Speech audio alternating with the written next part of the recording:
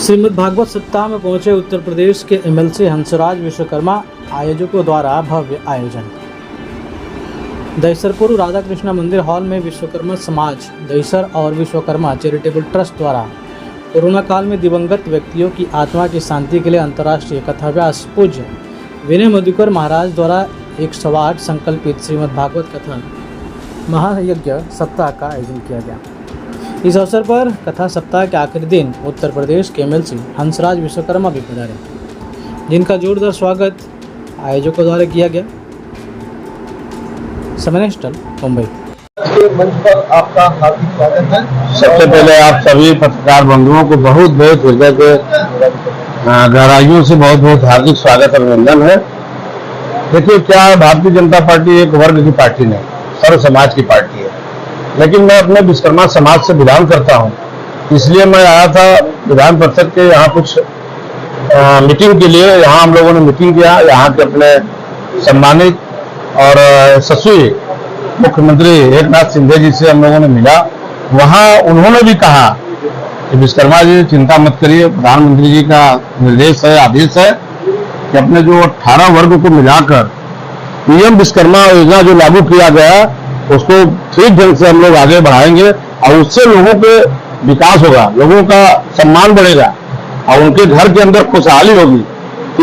इस वजह से मैं आज पूरे अपने विश्वकर्मा समाज को महाराष्ट्र में जितना समय है और उतना मैं पूरा दे रहा हूँ, उनके हौसला को अफजाई कर रहा हूँ और उनको आह्वान कर रहा हूँ कि नए भारत के निर्माण में विश्वकर्मा समाज, जब उस समय महाभारत चला था तो उस समय विश्वकर्मा जी ने द्वारिका का निर्माण किया था, तो निश्चित तौर पर पूरे भारत में विश्वकर्मा समाज जुटकर प्रधानमंत्री के विचारों को आगे बढ़ाने का काम। सर, आपने दो प्रमुख बातों का चर्चा किया, एक तो महिला आरक्षण और दूसरा ओबीसी। आज उत्तर प्रदेश में बुलडोजर बाबा की सरकार है, लेकिन उत्तर प्रदेश में ही लगातार ओबीसी समाज के ऊपर अत्याचार हो रहा है, उसको लेकर आप इसको मैं कहता हूँ कि देखिए, दो ओबीसी आप सब लोगों को मालूम है कि कॉन्स्टिट्यूशन में ओबीसी का अधिकार है, संविधान में ओबीसी का अधिकार है, लेकिन आज तक किसी ने दिया नहीं। अगर देने का काम किसी ने किया तो प्रधानमंत्री ने ओबीसी केंद्र में आयोग में गठन करके और ओबीसी का काम आगे बढ़ाने का काम किया। हम लोग खुद साक्षात्कार है कि बनारस में कहीं भी एडमिशन के लिए बस 27% का आरक्षण ओबीसी को मिल रहा है। राज्य महिला आरक्षण का आप जानते हैं कि आजादी के बाद तक तमाम बिल आया, बिल गया। कहीं लोकसभा में बिल पास होता था तो राज्यसभा में टकता था, राज्यसभा में पास होता था लोकसभा में टकता था, कहीं वो अटकाते थे, कहीं वो अटकाते थे। लेकिन इसके लिए हमारे प्रधानमंत्री को हम लोग बधाई देना चाहते हैं कि जो महिला सशक्तिकरण का उन्होंने नारा दिया था और उसको आज उन्होंने पूरा किया, एक झटके में पूरा किया, किसी की हिम्मत नहीं हुई कोई विरोध करे। तो महिला बिल पास हो गया, अब उसका एक स्वरूप तैयार करके उसको लागू किया जाएगा। अब आपने अभी पूछा है कि उत्तर प्रदेश के अंदर आप जानते हैं कि किसी भी चीज में, घर में या परिवार में कोई चीज बिगड़ जाता है तो उसको सुधारने में थोड़ा वक्त लगता है। 76 साल लोगों ने नहीं सुधार पाया, हम लोगों को 9 साल हुआ, 6 साल हुआ उत्तर प्रदेश के अंदर, 9 साल हुआ केंद्र में। अभी थोड़ा वक्त चाहिए। हमारे पूर्व राष्ट्रीय अध्यक्ष गृह मंत्री माननीय अमित शाह जी कहते हैं कि 2047 तक भारत को विकसित देश बनाने का पूरा संकल्प है हम लोगों का और 2027 तक भारत को तीसरे इकोनॉमिक में डालना है।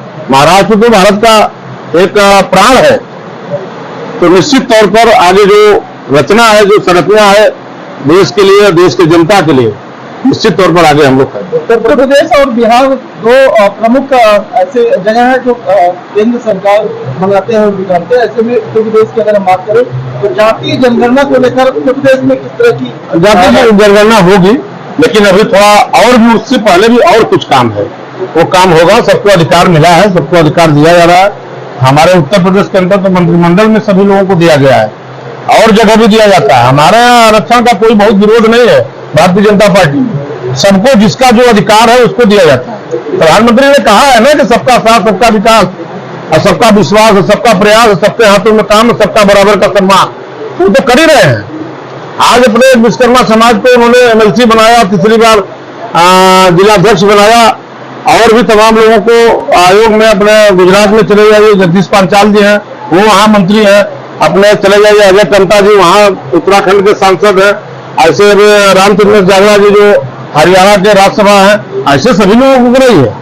ऐसे सभी लोगों को भेज रही है भारतीय जनता पार्टी, जो जिसका अधिकार है सबको देने का काम कर रही है। मुंबई में उत्तर भारतीय मेजोरिटी में है, बहुत ज्यादा उत्तर भारतीय भी रहते हैं कई जिलों से, जैसा कि आपने भी जिक्र किया। खासकर विश्वकर्मा समाज लगातार ऐसे कार्यक्रमों को करते रहता है जो समाज के प्रति लोग। निश्चित तौर पर आप ये समझिए कि 5 साल के अंदर फिर मैं बीच बीच में आता रहूंगा, लेकिन 5 साल के अंदर विश्वकर्मा समाज के वजह को, विश्वकर्मा समाज के सम्मान को निश्चित आगे बढ़ाया जाएगा। अभी तो पहला टेलर है कि प्रधानमंत्री विश्वकर्मा योजना, आप कोई भी प्रधानमंत्री बनेगा उसको कोई टाट नहीं पाएगा, क्योंकि उसमें व्यक्तिगत किसी के नाम से नहीं है, चाहे कांग्रेस का हो, चाहे सपा का हो, चाहे महाराष्ट्र में किसी का भी कोई प्रधानमंत्री बनेगा वो विश्वकर्मा योजना को आगे लागू करेगा। तो इतना बड़ा काम प्रधानमंत्री ने कर दिया है। आज हमें गर्व हो रहा है, इच्छा है, कुछ मन में आशंका है, तो विधायक जी को बताइए, क्योंकि विधायक जी आपकी बात मोदी जी तक पहुंचाएंगे। आज मुझे बहुत गर्व हो रहा है कि हमारे समाज का विधायक, क्योंकि जो हमारे प्रांगण में सप्ताह का कार्यक्रम हो रहा है, उनके पास टाइम नहीं होते हुए उन्होंने 10 मिनट टाइम निकाल के आए हैं। मैं इनसे यही विनती करूंगा कि कालियां बजा रहे हैं वहां पे सभी को समाज एक हो, उनके लिए मैं रिक्वेस्ट करता हूँ जाके हमारी बात वहां रखें कि समाज जब एक रहेगा तो हम कुछ भी काम कर सकते हैं।